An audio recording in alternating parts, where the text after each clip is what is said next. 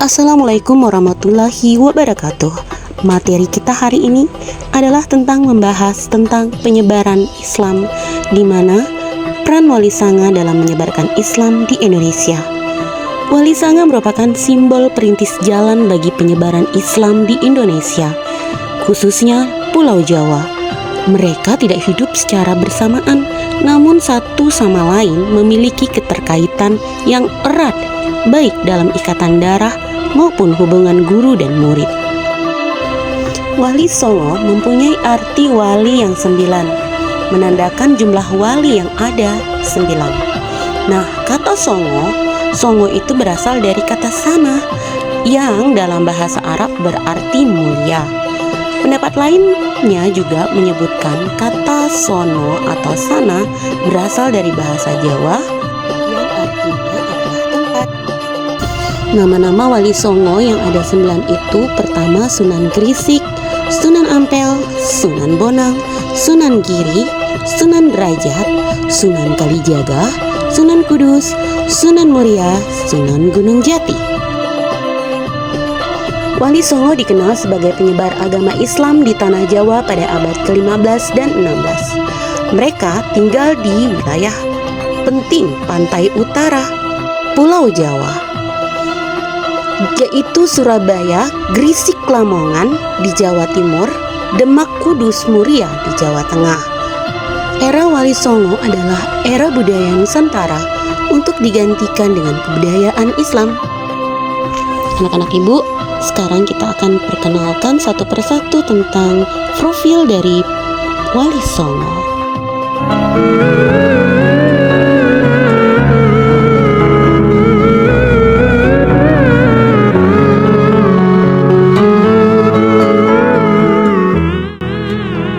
Yang pertama kita akan mengenal Sunan Grisik.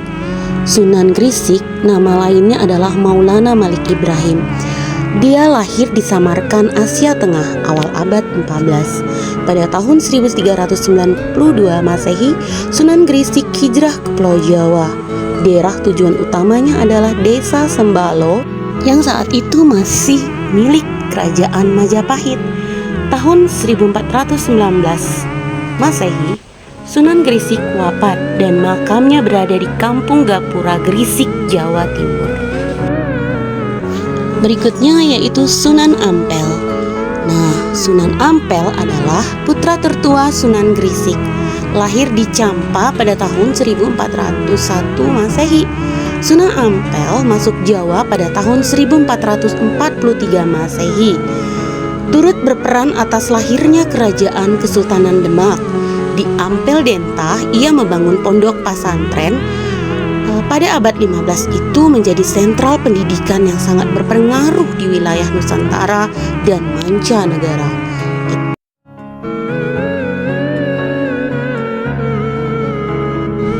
Berikutnya kita ke Sunan Bonang. Ia anak Sunan Ampel. Nama kecilnya adalah Raden Makdum Ibrahim. Lahir pada tahun 1465 Masehi. Belajar agama Islam ke negeri Pasai dan ulama besar lainnya pada zaman itu. Sekembali dia dari negeri Pasai, ia diperintahkan Sunan Ampel ayahnya untuk berdakwah di daerah Lasem, Rembang, Taban dan daerah Sempadan, Surabaya. Nah, berikutnya Sunan Derajat. Nama kecilnya adalah Raden Qasim. Ia adalah anak dari Sunan Ampel dan lahir pada tahun 1470 Masehi. Sunan Derajat mendapat tugas pertama kali dari ayahnya untuk berdakwah ke pesisir Grisik. Setahun kemudian Sunan Derajat berpindah 1 kilometer ke selatan dan mendirikan padepokan Sri Dalam Duwur. Nah, selanjutnya Sunan Giri. Ia memiliki nama kecil Raden Paku. Sunan Giri lahir di Blambangan, Banyuwangi pada tahun 1442 Masehi.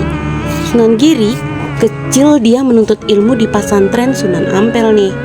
Nah, sempat berkelana ke Melaka, Pasai, lalu ia membuka pesantren di daerah perbukitan Desa Sidomukti di bagian selatan Grisik. Lanjut kita ke Sunan Gunung Jati ya.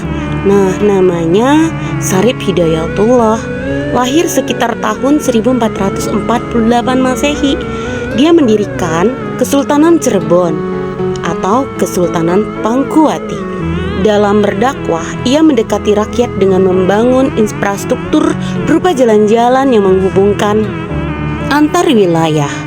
Tahun 1568 Masehi, Sunan Gunung Jati wafat di Cirebon dan dimakamkan di daerah Gunung Sembung, Gunung Jati dekat Cirebon. Nah, berikutnya Sunan Kudus.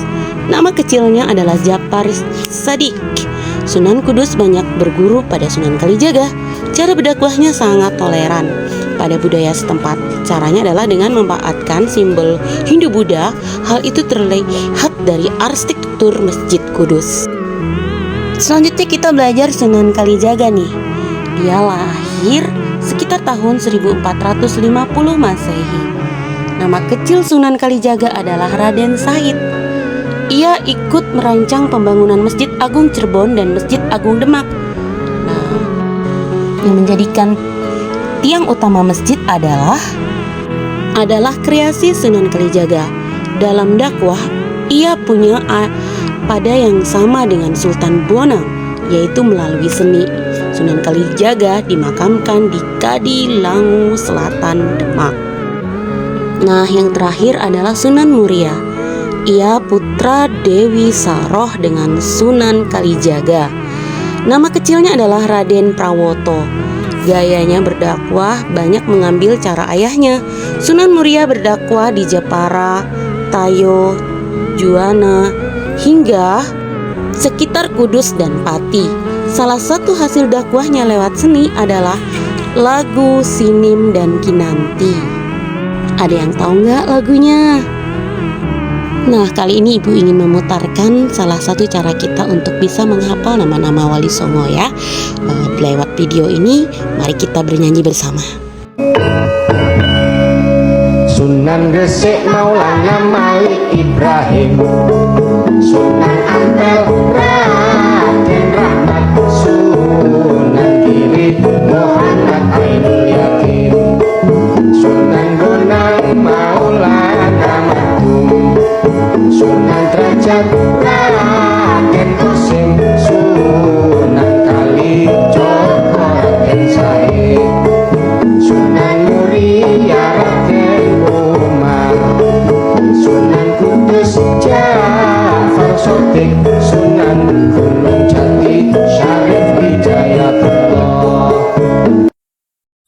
Nah, demikian hari ini Ibu ajarkan beberapa cerita tentang bagaimana kisah peranan Wali Songo di dalam menyebarkan agama Islam di Indonesia. Sampai jumpa lagi di lain waktu.